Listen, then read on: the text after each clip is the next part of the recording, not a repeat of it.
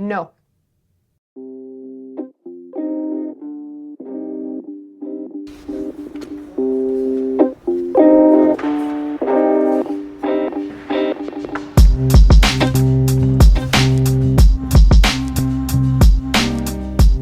Again, somewhat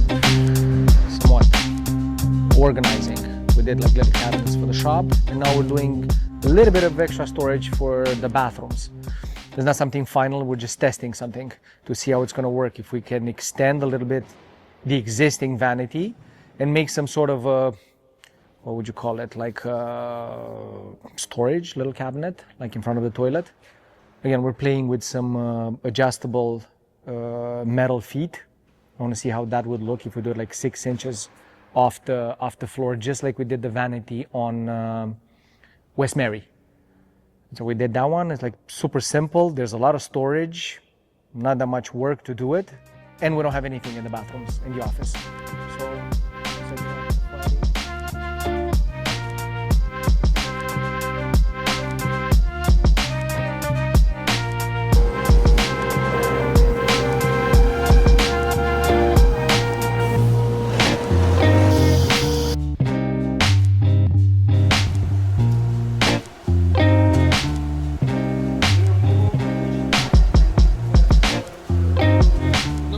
So this is the, remember, what, 2 months ago, I said that I designed, where I tried to come up with the system to put the clamps where I can go wherever I need them with all the clamps, because I have a variety of sizes, and I can easily take them off and put them back.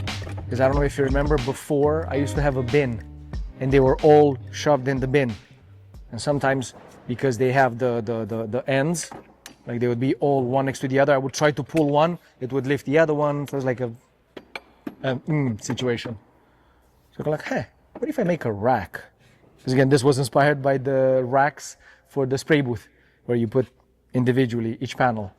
And I'm like, what if I make arms and then I put the clamps on them? But because they're round pipes, right, they might roll off. What if I make some indents, some little cutouts in them, so that each clamp now goes in its location. Those little like half circle cuts, they hold perfectly because they're done exactly the diameter of the pipe that's in those clamps. But then you have the rectangular profile. Like, I'm not gonna make another rack that has square cuts, but look how well they sit, actually. Super nice aligned. And then I can do the other ones in the back. I put a little, this was not part of the design. This was like an evolution of the design, because I made the back slightly inset. There's a little bit of a lip here. As you can see, I put square ones actually, even though the divots are round for the round pipes, right? They hold really well, the rectangular ones too. So it's just a nice, byproduct of the initial design. If I need to make a bunch of drawers, because remember the drawers, I don't want to nail them or screw them. So there's no fastener, there's only the tenon with glue. And they need to be held, pressed together for at least an hour or two. So if I make drawers for a whole kitchen, I'm going to need all the clamps to do all the drawers. And this way I take all the clamps with me wherever I'm assembling.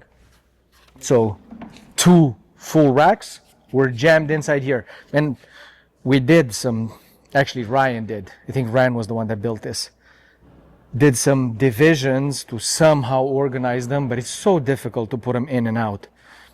And again, this is one of those evolution of an idea. This is a living room unit for a project that we did in Washington, D.C. actually. We built them. This actually goes facing me, so it's horizontal. And there's 4 or 5 of them, one on top of the other one. Built them, stained them. After stained, finished, they were ready to go.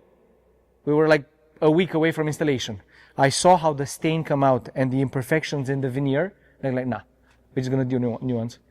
And we made a whole new set. I think there were 4 of them. So I have 8 bins like this. Not bins, they were shelves or whatever. A living room unit. What is it? A bookcase. So the bookcase for Washington, D.C. version 1 became bins in the shop. And I have, I think, 2 of them here, and the rest of 6 are in Montreal.